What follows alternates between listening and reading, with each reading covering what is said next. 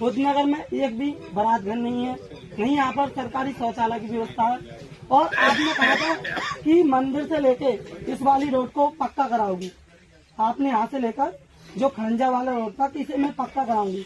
अभी तक ये रास्ता इतनी कच्ची है, यहाँ बाइक तक पैदल वाले भी लोग परेशान हो जाते हैं।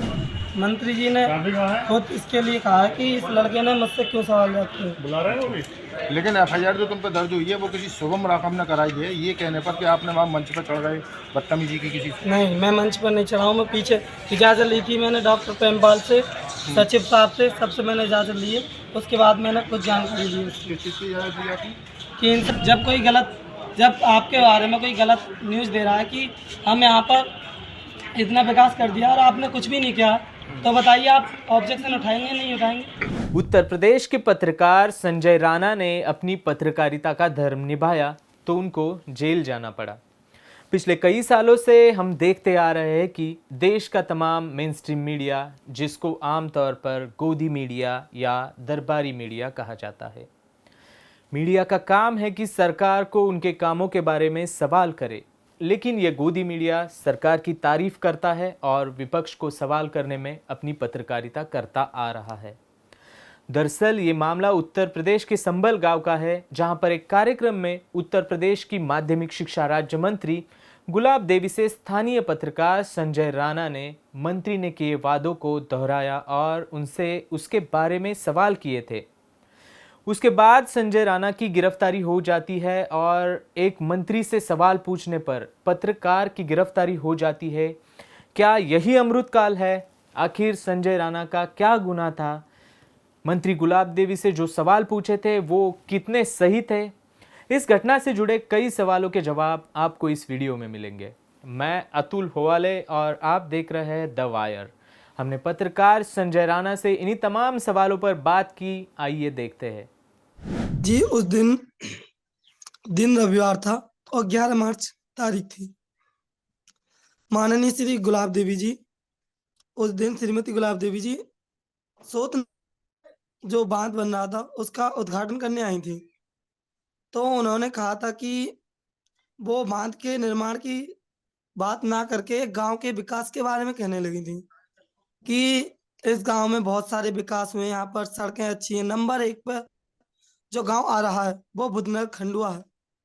तो मैंने उनसे कहा था कि मैम एक बात बताइए, जिस गांव में नहीं कोई सरकारी अस्पताल हो, नहीं कोई शौचालय की व्यवस्था हो, नहीं यहाँ के रास्ते ठीक हो, नहीं यहाँ पर कोई भी सुगमता हो वाहन आने जाने की, तो आप जो राशि बता रही हैं तो उसका प्रयोग आपने किस जगह किया है?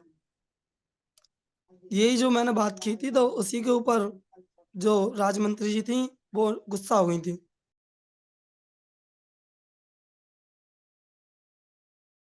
उन्होंने मुझसे कहा था कि तुम्हें जो बात पूछने हैं एक पत्रकार की तरह पूछो, ये क्या सवाल पूछने हैं तुमने कि ये नहीं हुआ वो नहीं हुआ। बात करनी है तो मीडिया की तरह पूछो कि चाय कब तक मिलेगी या नाश्ता कब तक मिलेगा, उस हिसाब से पूछने थे शायद मुझे। तो मैंने केवल विकास के बारे में पूछा था कि आप बताइए, तो उन्होंने यही कहा थी कि एक पत्रकार की तरह पूछो, ये सवाल जवाब ऐसे नहीं चलेंगे। और उन्होंने गुस्सा होकर ये कह दिया कि मैं तेरी आंखें देख रही हूँ। थोड़ी नाराज सी हो गई थी वो।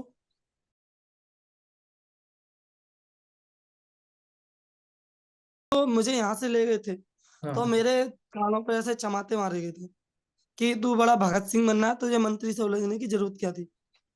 पत्रकार होने के नाते मैं यही कह रहा हूँ, पुलिस ने मेरे साथ एक अच्छा व्यवहार नहीं किया था। उन्होंने जो कुणाल सिंह थे, उन्होंने, वैसे जितने भी दरोगा जी हैं वो सभी रेस्पेक्टेड पर्सन है, मैं उनकी इज्जत करता हूँ। उन्होंने मेरे साथ, और जो 2 भैया थे अमित और जो मुझे हथकड़ी लेके गए थे, उनका भी कोई वो नहीं है इसमें, क्योंकि वो बहुत अच्छे थे। मगर जो ऊपर से जैसा भी उनकी शिकायत आती है तो उन्हें पूरा करना ही होता है। मैं उन्हें दोषी नहीं ठहराऊंगा। मगर जो शख्स से मुझे नफरत है, शुभम गुप्ता और ये कुणाल सिंह, जिन्होंने मेरे साथ हाथापाई की और मेरे साथ जो गलत सलूक किया, उनके खिलाफ मैं जरूर एफआईआर दर्ज करना चाहता हूँ कि इनके खिलाफ सख्त से सख्त कार्रवाई की जाए।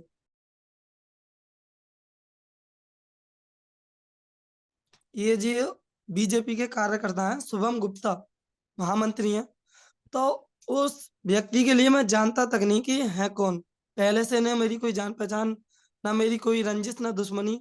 और ना मैं बीजेपी के विरोध में हूँ, ना मैं समाजवादी के समर्थन में, किसी के, मुझे तो पार्टी से भी कोई लेना देना नहीं था। केवल गांव के विकास के हिसाब से ही मैंने सवाल जवाब किए थे। और शुभम गुप्ता ने मेरे ऊपर मानहानि का केस और जो होते हैं आज्ञा का उल्लंघन, दारू पी के बदतमीजी करना, हाथ उठाना, 3-3 धाराएं मुझ पे लगवा दी थी। जो मंत्री महोदय जी ने अपने वादे किए थे, अभी तक मानना मेरे हिसाब से 100 में से 90% पूरे नहीं है, 10% पूरे हैं। और जो कुछ शख्स इनके काम कर रहे हैं वो भी काम अच्छे से नहीं कर रहे हैं। 136 आवास योजना इन्होंने बताई थी, 136, उसमें से केवल इनके कार्यकाल में 7 कॉलोनी जो आवास योजना होती है ग्रामीण क्षेत्र में, केवल 7 कॉलोनी बनी है। तो बताइए 136 में ये 36 प्लस और 100 कहाँ गई? और जो भी विकास आता है वो खंडुआ के लिए जाता है।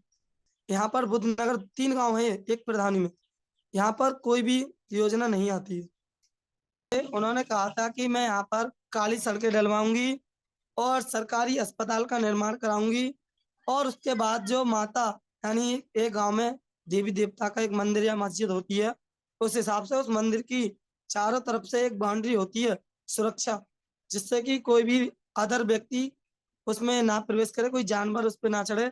तो उसकी मैं बाउंड्री कराऊंगी। और माता के मंदिर तक काला रोड डलवाने की भी कही थी कि इस पूरी रास्ते एक अच्छे से कराऊंगी, और घर घर शौचालय कराऊंगी। मगर यहाँ पर ऐसे हालात हैं, जो सचिव साहब आ रहे हैं ना, तो वो 1-2 घर तो जा रहे हैं, केवल फॉर्मेलिटी पूरी कर रहे हैं। 1-2 लोगों के साथ मिले हैं, बस अपने फोटो खिंचाए और यहाँ से चल दिए। हमने कहा था कि घर घर शौचालय दो, 1-2 लोगों के ही नाम चढ़ा कर लेंगे सचिव साहब, पता किसी से उन्हें कोई भी संबंध नहीं है। वो खुद कह रहे हैं कि हमें बचा लो तुम, जो भी जा रहा हमारी जिम से जा रहा, आप बताइए सरकार दे रही है इनके जिम से जा रहा?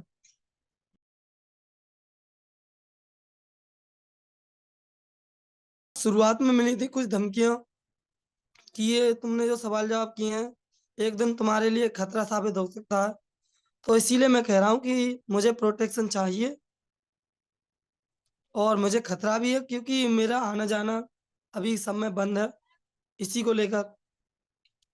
क्योंकि मैंने मेरी पढ़ाई थी, एज मैं स्टूडेंट भी हूँ, अभी पढ़ाई कर रहा हूँ रेगुलरली, तैयारी भी चल रही है मेरी आगे के लिए। तो इसलिए मैंने कहा था उनसे कि मुझे प्रोटेक्शन की भी मांग है।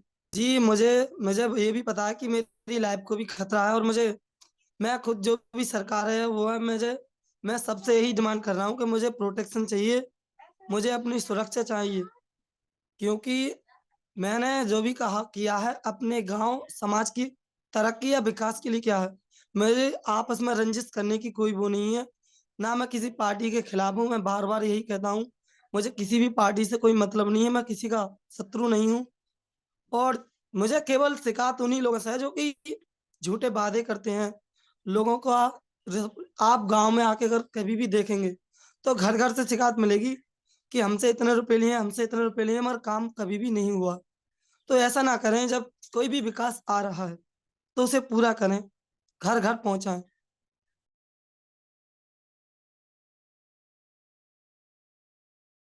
द वायर के और वीडियोस देखने के लिए सब्सक्राइब करें और बेल आइकन पर क्लिक करें। स्वतंत्र पत्रकारिता की आर्थिक मदद करने के लिए डिस्क्रिप्शन में दिए गए लिंक पर जाएं और अपनी राशि चुनें।